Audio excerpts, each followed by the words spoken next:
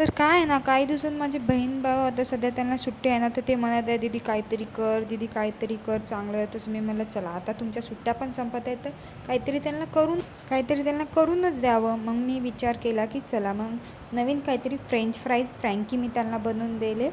तर ना इतकी सोपी रेसिपी आहे, तुम्ही नक्की ट्राय करा. काय करायचं, साधं आपलं जे असते ना मैद्याचं पीठ, त्याच्यामध्ये ईस्ट मीठ टाकून मस्त त्याला चुरून घ्यायचं. 1 घंटा त्याला मस्त असं रेस्टवर ठेवायचं, ते फुगून येते.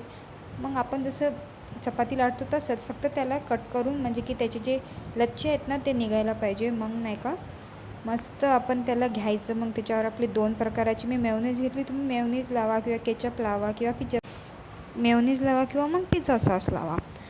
मग त्याच्यावर मी मस्त असे जे आपले ऑनियन, टोमॅटो आणि मी मिरची आणि मीठचा ते मसाला मिक्स केला होता. आणि आपला मेन म्हणजे जे आपला फ्राईजचा मसाला असतो, पेरी पेरी मसाला, ते टाकला.